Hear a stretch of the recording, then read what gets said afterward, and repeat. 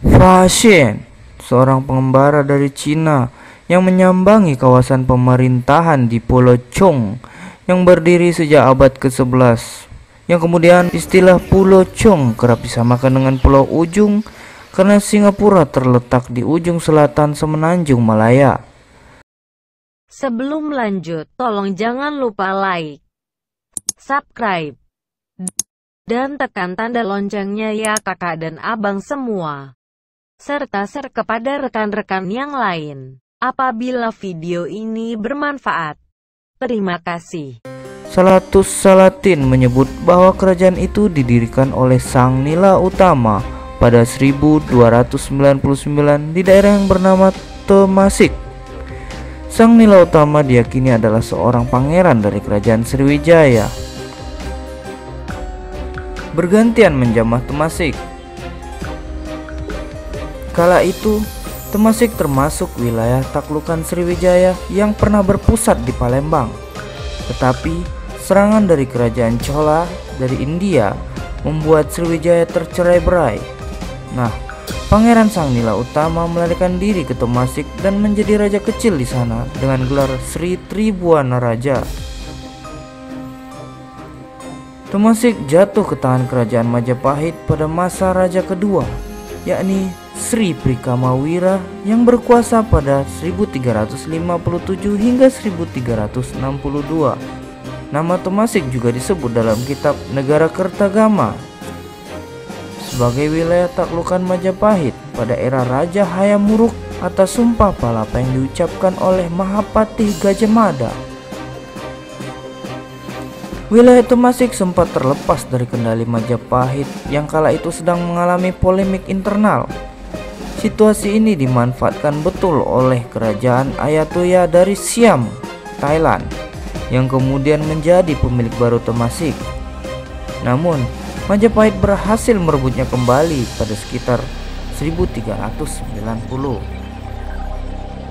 Pecahnya Perang Saudara, saat itu disebut Perang Parekrek, pada 1405 melemahkan Majapahit sepeninggalan Hayam Wuruk. Di tahun yang sama muncul kekuatan baru di semenanjung Malaya dengan berdirinya Kesultanan Malaka yang lantas mengambil alih wilayah Temasik. Majapahit yang sedang menuju keruntuhan tidak mampu berbuat apa-apa. Pada 1551, kekuasaan Kesultanan Malaka runtuh akibat serangan Portugis. Sebelum itu sudah berdiri sebuah kesultanan baru di Johor oleh Pangeran Malaka bernama Alauddin Shah sebagai pewaris Malaka. Kesultanan Johor mengklaim kepemilikan atas Temasik. Namun, Kesultanan Johor harus berhadapan dengan Portugis dan terlibat polemik dalam waktu yang cukup lama. Puncaknya adalah ketika orang-orang Portugis membakar pemukiman penduduk yang berada di tepi sungai utama Temasik. Peristiwa yang terjadi pada tahun 1613 ini membuat Temasik luluh lantak dan mulai diabaikan.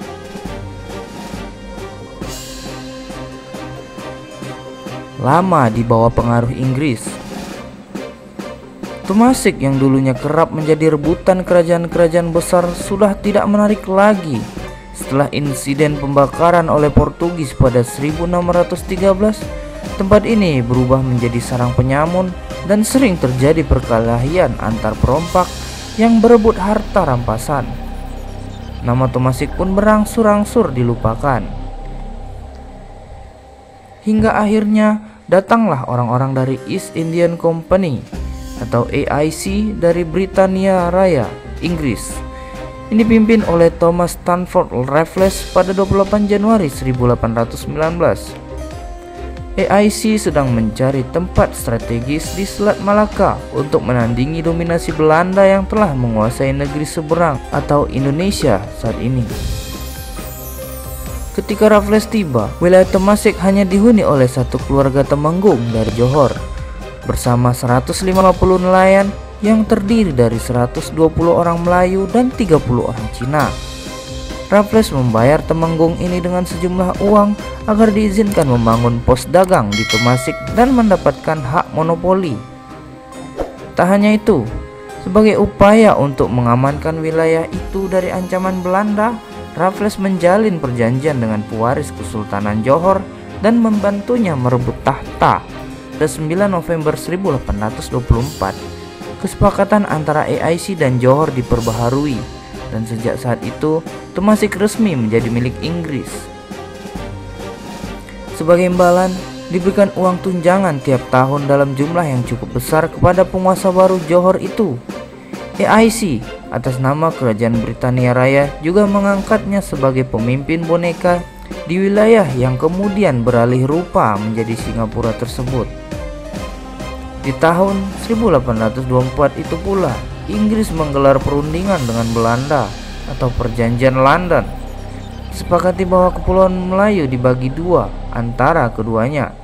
Kawasan utara termasuk Pulau Pinang, Melaka, dan Singapura di bawah pengaruh Inggris, sementara Belanda menguasai kawasan selatan.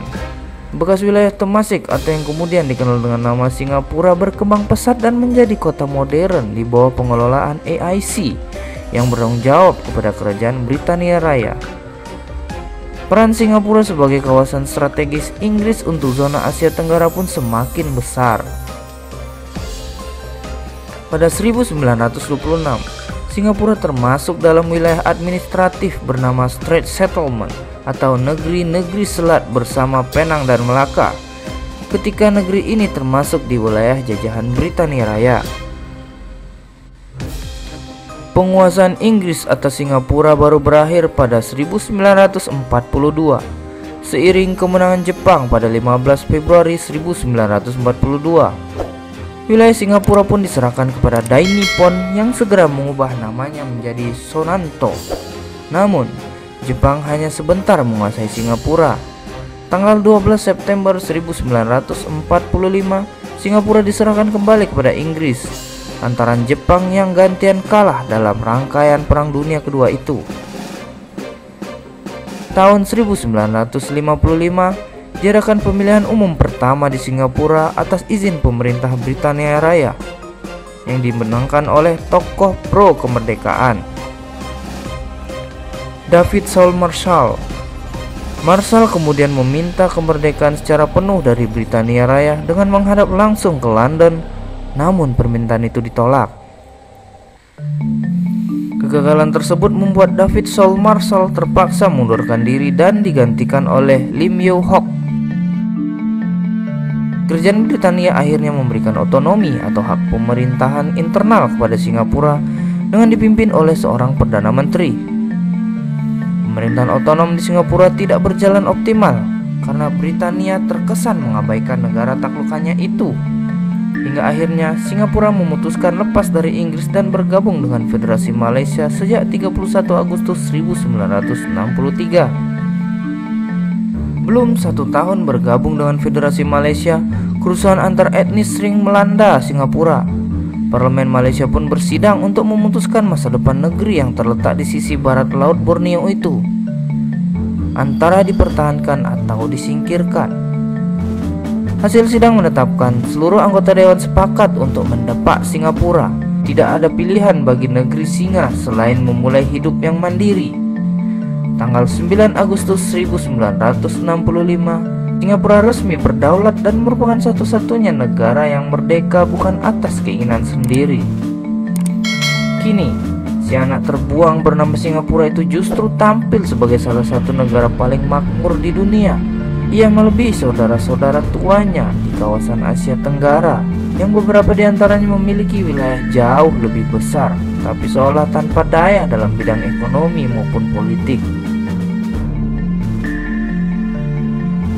Demikianlah sejarah singkat Singapura dari negeri perompak hingga menjadi negara yang berpengaruh dan kaya dalam ekonomi.